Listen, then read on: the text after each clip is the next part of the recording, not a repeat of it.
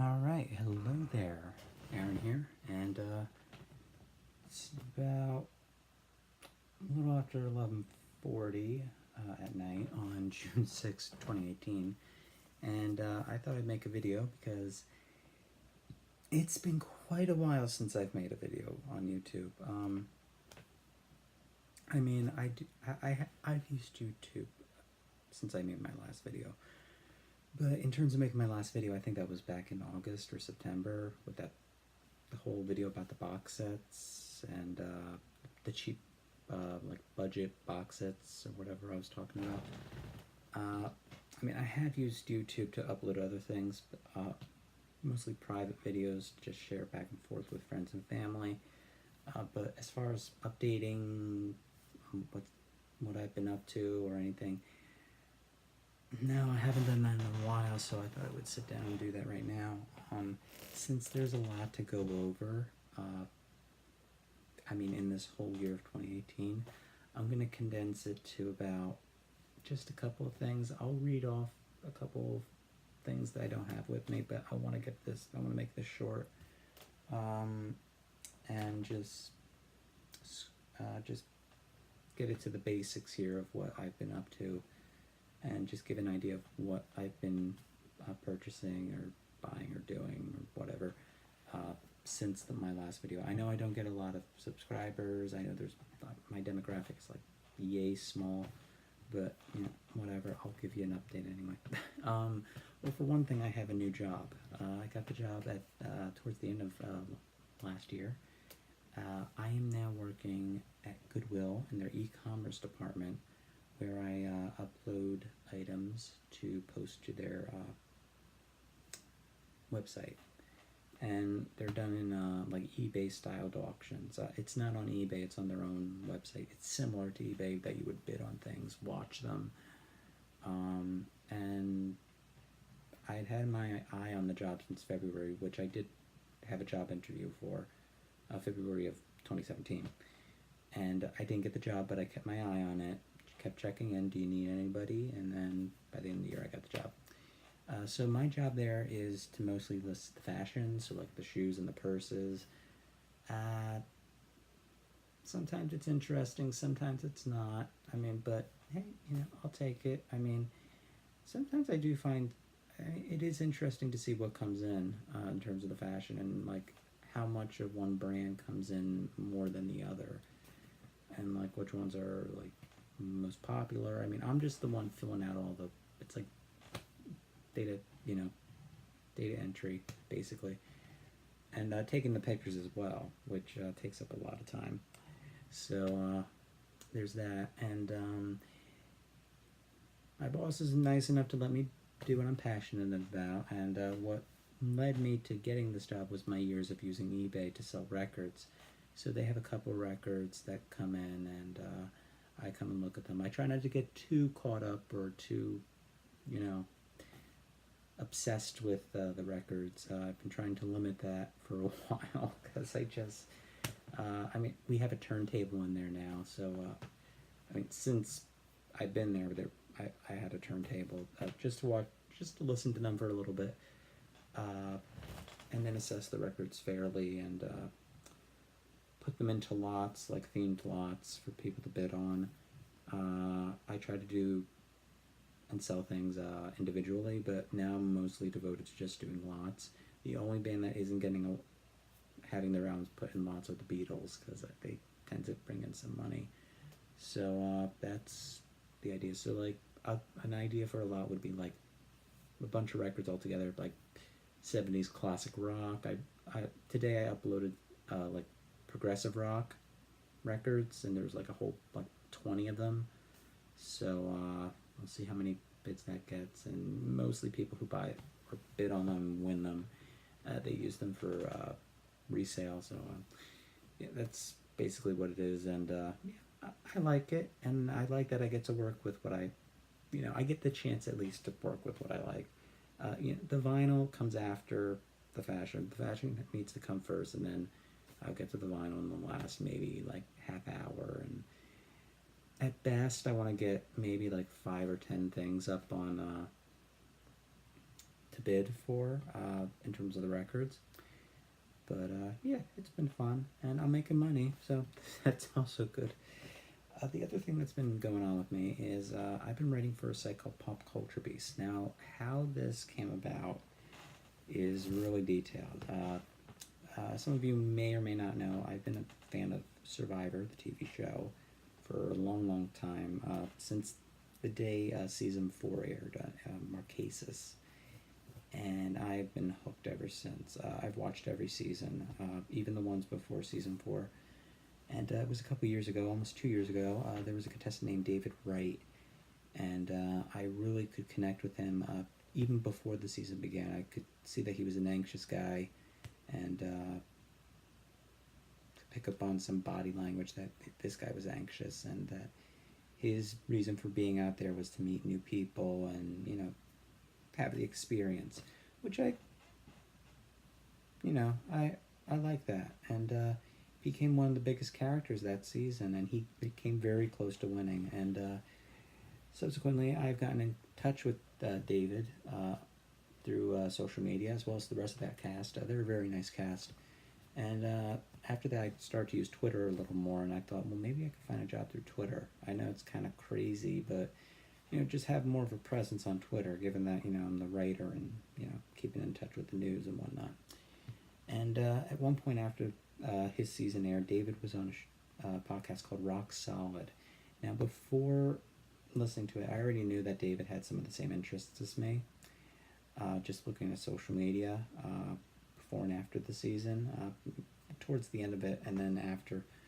And I listened to it, and it was an interesting podcast. The theme for the show was Songs of Survivor. So David picked songs that related to his time on Survivor, while the host, Pat Francis, picked songs that related or were by the band Survivor. So I looked at their long list of episodes in the podcast app on the iPhone, and I thought, this is a podcast I could get behind. So I followed them, and then at one point, a couple of points over those weeks, Pat Francis would mention about a site called Pop Culture Beast. So I looked it up. I asked if I could join. You know, told them that I'm a writer. I went to college, and they said, well, it's a volunteer job. You're not going to get paid, but, you know, you can get an email. And I went with it, and then I started writing a couple of things. I got in touch with the host of Rock Solid, Pat Francis, and he was able to help me get some connections and as to how to use my Pop Culture Beast email and send it over to the record labels. And if I'm lucky, I can get free stuff in the record label. So, and I have been able to do that, and I'm going to show you a couple of things I've gotten. Some of them are from this year, some of them are from late last year, but I'll show you. All right, I'm a big fan of Riot, as most of you probably know if you watch my channel. I don't know how many of you do. One deal I got going with is with Cherry Red Records, and they released 2 box sets devoted to the band Riot, live box sets. So they're called the Official Bootleg Box Set, volumes 1 and 2. This came out in the fall of 2017. This was the first thing I received, and this is the second volume, which came out earlier this year, but I got it at the end of last year. Very good. Keep in mind that the recordings are not the best quality. They're said to have come from Mark Reale's estate, so basically his dad. Whatever Mark left behind, I'm guessing it was fans gave him cassette tapes of shows, and they vary in quality, but the point is that they're here for historical purposes, and for $25-27, I would say these are worth them. Like, you know, they're worth the price if you're a Riot fan, so check them out. Get them on Amazon. The other thing that I've been getting from Cherry Red are reissues by The Residents. And what The Residents have been doing are preserved editions of their discography.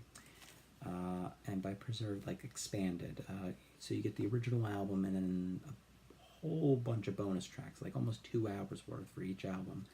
And so far they've released 4 of these, those 4 being Meet the Residents, Third Reich and Roll, Fingerprints, and Duck Stab, Buster, and Glenn. Now, what you get here, you get the original album, obviously, and they're all newly remastered. And you get some bonus tracks like singles afterwards, EPs, then you get outtakes. If there's an alternate mix of the album, you get it, and then you get a lot of the songs from the album performed live throughout their career. So it's very, very well done. They do a really great job at picking songs here. Some of the bonus tracks have never been released before, so that there is worth the price of admission right there. Meet the Residents. Here you get to put the packaging. The CDs come in these little sleeves here, preserved. You get a little liner notes. You get a booklet. I think the liner notes are always written by somebody different, someone different who had a connection with the album, the soft spot for it, or that sort of thing. So yeah, they've done it with these 3 Residents album, or 4 Residents albums rather, and these have come out in January and March. So they cost about $19 to $20 each. If you're a Residents fan, I suggest you get them. If you're contemplating about getting them, still have time to get them. I think I read that come November they're going to release Eskimo and the commercial album next. So looking forward to that. So there's those. Alright, another freebie I got from the record label, from a different record label, Nuclear Blast. I had to contact a band member to get this one, and it's another Riot album, Riot 5, Armor of Light. Now, Riot 5 are the continuation of Riot with Mark Reale. Mark Reale passed in 2012, and about 2 years after his passing, a couple of guys who were left in the group, they decided to form a new band named Riot 5 and continue on as a dedication and tribute to Mark. They released their first album in 2014 called Unleash the Fire, which is a very good album. And this year they've released the follow-up to it, Armor of Light. Now, I had to contact the bassist, Donnie Van Staveren, because I noticed that he was really good at keeping up with the social media. So I asked if there was a way if I could review the album, and he put in a request for me with the record label, and they sent me the album. So I did not get a physical copy of it, but they did give me an MP3 version, so this is the best I got here. It's a very, very good album. Well worth checking out if you haven't already. Yeah, give it a listen. Disc almost fell out there. So Riot 5, Armor of Light. There's been a bunch of other things I've gotten. I've gotten more of those like mini box set sort of things this year. For one thing, I got Warren Zevon, Word Drum Series. This comes with his self-titled album, his second one, which is self-titled, Excitable Boy, Bad Luck, Streak and Dancing School, Stand in the Fire, which is a live album, and The Envoy. Very, very good set of albums there. Another one, and the day I'm recording this, it's the 40th anniversary of their debut album, Cars. This comes with their first 6 albums, the Electra years here, so from their first run before they broke up. So it does not come with their reunion album, Move Like This, I think it was called, which came out a couple years ago. That's not in here, and all of the albums here are in vinyl, record, replicas, sleeves. So you get 6 albums here, and yeah, really worth the money. I think it's about like $28, $30, so yeah, well worth the price if you don't have the Cars albums. Judas Priest have released a new album this year. It's called Firepower, which came out in March. Very, very good album. Also got another Judas Priest album, Turbo, which I know some people aren't too crazy about, but I was to it. I thought it was pretty good. There's a couple other things here. I'm looking at Discogs here to see what I cataloged. Any other CDs here? I mean, there's some records. Low by David Bowie. I got a reissue of that. Degeneration, their first album. Rubber Soul on vinyl from 1977. Wishbone Ash and Argus. Rush and Permanent Waves, and I'll show you the rest here. I got David Bowie, Young Americans. A couple here from Goodwill. yeah, I have many copies of this album, but not a good condition copy from back in the day of this one. So very nice. Let It Be. I'm very happy to have this because it was almost 2 years ago where I got stuck with this. And the difference between these two, this is a bootleg. And you can already tell by the the washed out colors here, and once I put it on the turntable it sounded like crap, and I thought, yeah, this doesn't sound like it's, like there wasn't any power to the music, like it sounded like a recording of a cassette tape, really. So I didn't think to give this back or if they would take it because it was a bootleg, but one of the records that came in, I would say like February or March, this came in and I asked, hey, could somebody list this for me? And yep, I won it. So very happy. And I can confirm that this is an authentic copy of the album. So got this over the weekend. Bob Dylan, Bringing It All Back Home. Deep Purple, Stormbringer. Fleetwood Mac, Mystery to Me. And The Cars, their debut on vinyl. Anything else? I did mention about David Bowie Low. Just finally able to get that on vinyl.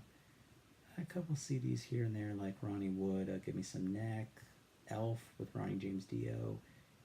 I think I mentioned Degeneration. I got the Crow soundtrack.